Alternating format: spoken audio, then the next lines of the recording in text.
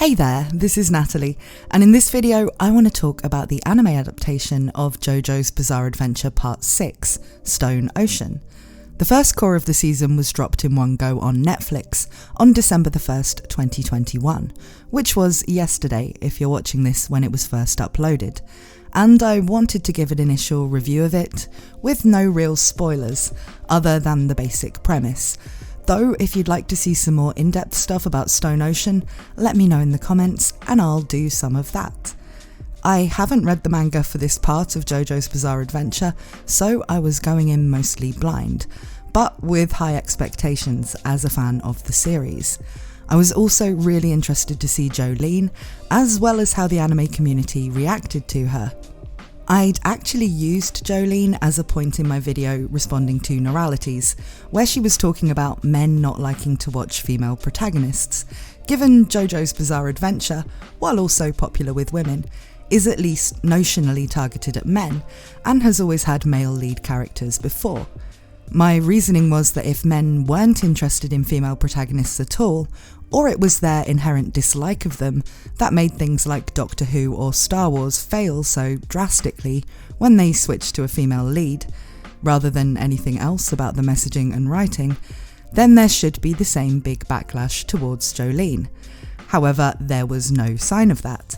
When the Stone Ocean anime adaptation was first teased, anime-only JoJo's fans were really excited to see it, and those who'd read the manga seemed equally happy to get Jolyne's part of the series animated.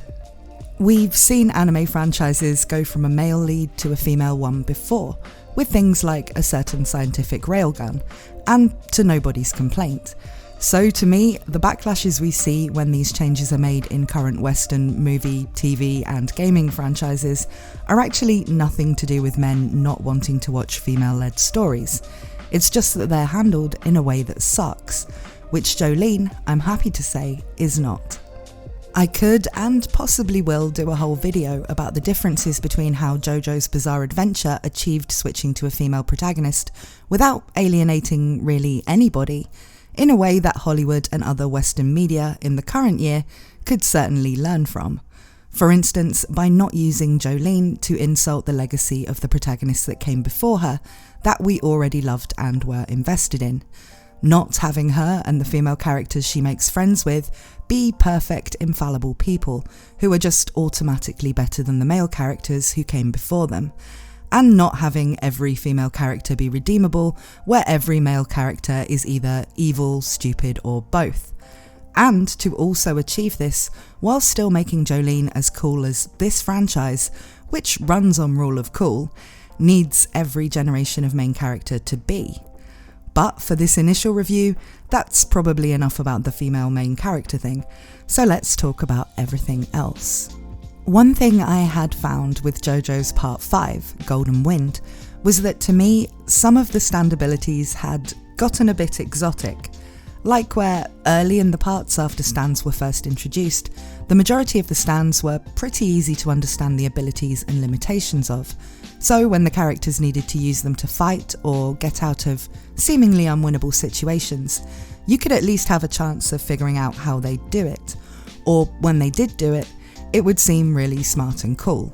I liked Golden Wind, but I never really felt like I understood what the rules were to how Jono Giovanna's stand gold experience could be used. I can see why giving someone a stand with an ability as versatile as creating life was an interesting concept, but it often led to this feeling that problems got solved by Jono in a way that, while cool to watch, was a bit, well, that may as well be a thing he can do. It was entertaining, but I prefer the less high concept, more well-defined stands that just do a handful of clearly defined things, because it prevents the solutions to situations feeling like an arse pull or deus ex machina.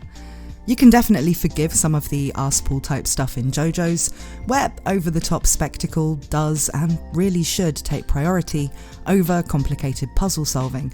But I definitely prefer the return to the main character's stand abilities being less high concept and more clearly defined, which is something we do get in Jolyne's Stone Ocean.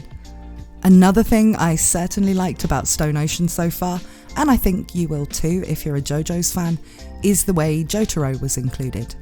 Jolyne is Jotaro's daughter, and he's included enough in the first cour of part 6 to satisfy the fact that we want to see him and know he's still awesome, and for the storyline to be connected to the rest of the series through him, but he's not there so much that you feel like you're mainly watching it for him and taking the spotlight off of the new generation of characters.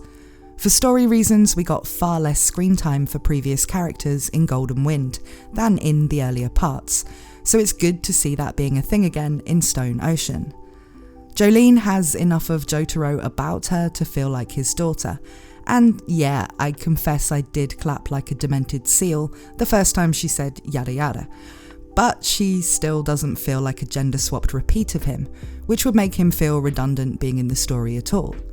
She brings plenty of her own style to the series and is a lot more chaotic in feel than Jotaro, who always keeps his cool, which makes her feel young and fresh, but also more naive and vulnerable, which makes sense given her circumstances of being unexpectedly thrown into a wacky prison where she's got to learn the rules of her surroundings as well as deal with all the Joestar related stuff she's only just found out about. The setting itself is always a defining thing for a given season of JoJo's, where we've had parts that involve epic journeys and parts that take place entirely in one small town, like Diamond is Unbreakable. In this case, we're back to a small location story, this time in an American prison.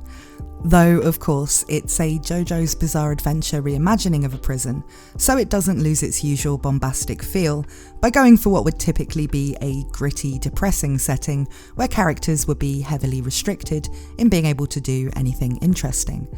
The prison setting, therefore, becomes interesting because as stand users become a thing in an environment where people can't really get away from each other, and other rules and dynamics inherent to the setting are in play too, there's a lot that can be done to put a new spin on the whole stand concept.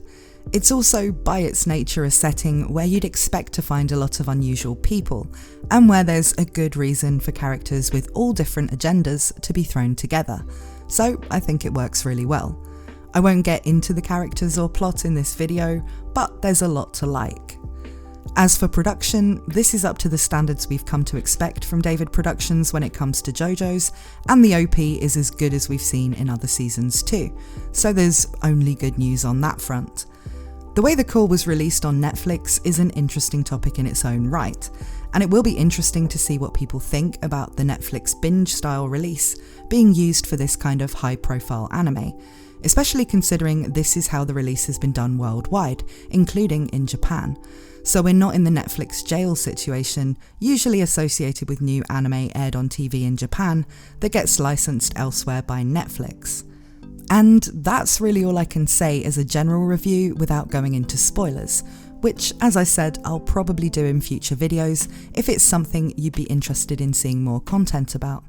But what do you guys think?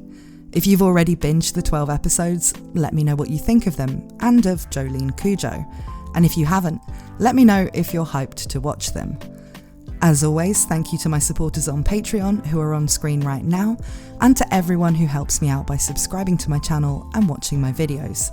Thank you for watching this one, and I hope to see you again very soon.